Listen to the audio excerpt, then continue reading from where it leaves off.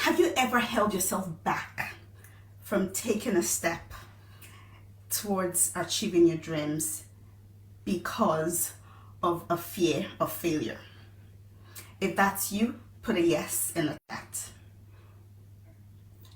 Have you ever held yourself back from taking a step towards your dreams because of the fear of failure? If that's you, put a yes in the chat.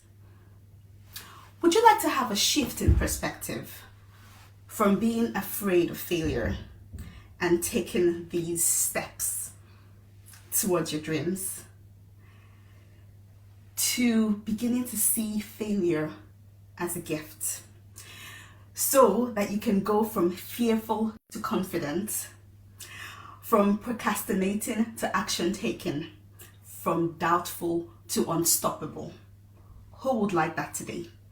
Can you put a yes in the chat? How about a capital YES in the chat? I'm sure there are lots of people in this summit that want that. Over the next 14 minutes, I'm going to show you just how you can do that. But first of all, let me say a huge thank you to Holly Minyasi and her team for putting this amazing summit together. Thanks to all the speakers, and thank you so much for listening. Thank you for taking the time, and thank you for all the comments that I know I'm going to start seeing soon. Now, my name is Ebiogini. I come from a little town in the UK called Derby. I'm originally from Nigeria. I am an inspirational speaker with a twist. I'm a speaker singer. So yes, you're going to hear a song from me before the end of this talk. I'm also a pediatrician, which affects a lot of what I do. And I'm also a podcaster and a music business coach. Now, this talk is for you if you have dreams that you're yet to see fulfilled.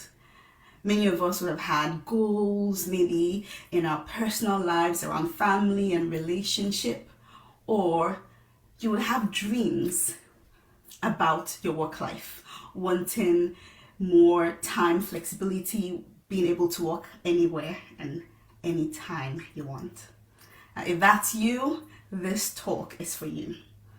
I'm going to show you just why failure is a gift, using the 3 T's of failing forward. Number 1, tenacity. Number 2, failure gives you training, very valuable training. And number 3, failure brings you triumph. Now, the first T, tenacity, that is one that you have to go through hardship, through failure, through a lot of no's to develop. But you know why it's a gift? Have you heard of those stories where there was someone who maybe was born into a wealthy home, or was really smart, aced his way through school, got first class, came out with amazing results, never really had to struggle, and then they hit a bump along the way where maybe the money couldn't help them out of it, the connections they had couldn't help them, and that smart couldn't help them, and they crumbled. Do you know why? It's because they hadn't developed tenacity. They hadn't developed that inner strength, that thing that makes you keep going, where you say, I might be down, but I'm not out. I'm going to keep putting one foot in front of the other, no matter what. That's tenacity. And failure, hearing a lot of no's, and believe me, I've heard them, I've seen them, that helps you develop that inner strength that we all need. 10, 15 years ago, I did not know I was going to be doing this. As a matter of fact, I wasn't too crazy about speaking. I could sing and sing the house down, no problem. But speaking, I will start to, do the ums and ahs and just, you know, stumble over my words. But not only, still in the middle of pediatric training, I've decided to not only start releasing music professionally, not only coach other artists professionally, but also speak. Believe you me, it's come with a lot of no's and a lot of failures. However, the years have taught me the importance of developing tenacity and how failure brings it on. How many of you know that even as speakers, we learn by failing? And even your businesses, you grow it by failing. When I started out in medical school, I got in and I was like, yes, I'm in medical college. You know, it's kind of hard to get in. You need high marks and things like that. But I was struggling because the setup was different to what I was used to in my secondary school. So I struggled. I couldn't engage. I couldn't just do the work. I failed first year. I failed second year. Anyone have any stories like that?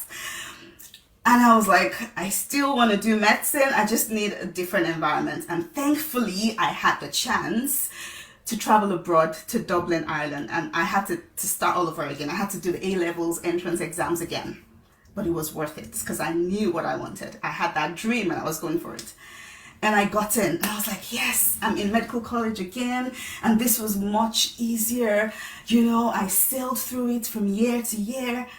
And I started to think about post-grad, what I was going to specialize in. And I picked pediatrics. And I started to invest a lot of money and time and travel to the States back and forth because I was doing the exam so I could get into subspecialty pediatric training after college. I had invested a lot. And the last thing that was left for me to get was to ace my final year, my final medical exams. And would you believe I failed? I remember being so heartbroken. I remember locking myself in my room, being inconsolable, not wanting to talk to anyone. I remember just being so devastated, thinking my career was over, all the plans, all of the time and money I'd invested was gone down the drain. And finally, I picked myself up again and I threw myself back into my studies, threw myself back into the tutorials, seeing patients, learning. And I will go to the hospital and I will see my former colleagues who had graduated, and it will sting. But I kept going. And I sat the exam again and I passed. Two things that I want to bring out from that. I was a better doctor for that happening. All of the extra time and the extra study made me a better doctor. It did. That brings us to the second to training. It gives you invaluable training. But also, I'm just going to bring the divine in here. During that period, I met a man who was also a doctor and who had experience in sitting exams and not passing, things like that. And he kept saying, "Avi, this is not as big of a deal as you are making it. Your finals are not as important as what you do after. What you do after. Are you going to pick yourself back up again?" And he really encouraged me and we bonded. That time was difficult, but we bonded. And isn't it amazing how sometimes good can come from such pain? I mean, see what has come after the pandemic. That's just something I thought I'll throw in there. But looking back now, we bonded during this period and I eventually married him. And you know something I believe? I think God held me back.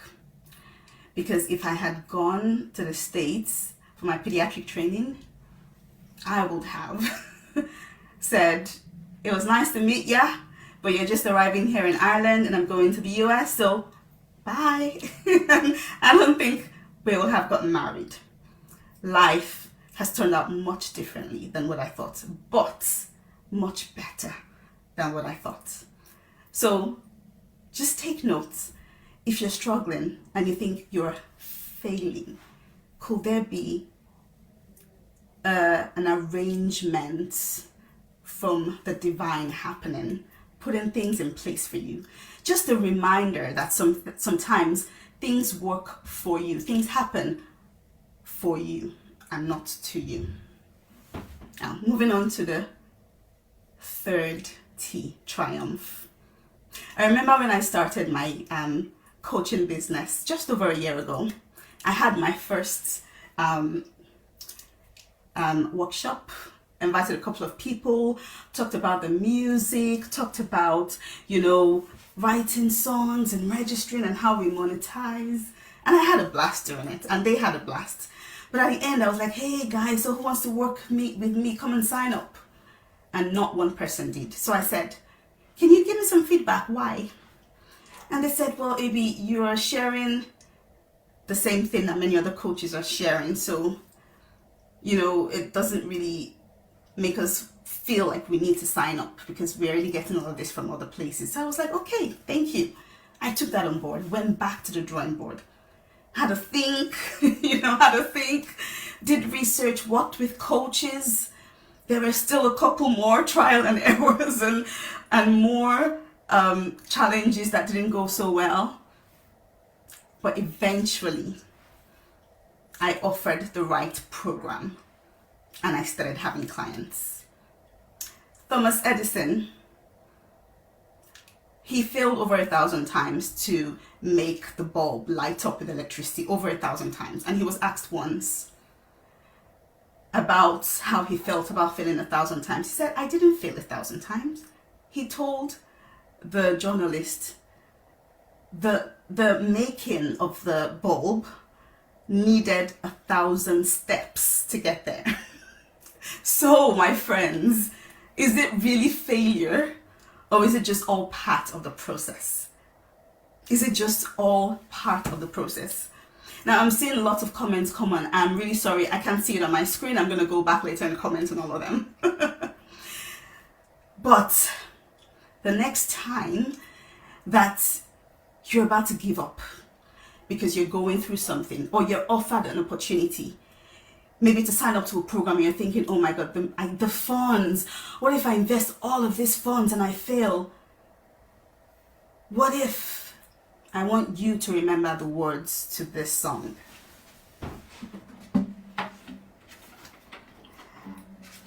Above in the description, I have put a link to a couple of my best songs, including this one, and to an ebook called 7 Days to Living Fearless. It's also a journal. I want you to click that link and sign up to receive the book and the songs. It'll help you. If you want to work with me as well, I work with artists, but I also work with new entrepreneurs. Also, just reply to the email and let me know, and let's have a conversation. The next time you want to quit, remember the song. Tell yourself to stay strong. There's a lesson here to learn. Sometimes we fail so we can figure out how to win. Many success stories are filled with failures that came before. So just let go of your past and keep pressing on home today. Let hope fill your heart. You've got another chance to win. Someday you're gonna make it. Just gotta keep on moving. You have all that you need deep down inside of you. Someday you're gonna make it. Just get back up and keep fighting. The greater world lives in you. You're gonna make it someday. One foot in front of the other. One foot in front of the other. One foot in front of the other. One foot in front someday. Just keep putting one foot in front of the other. Click the link. Thank you so much for listening. Love you guys.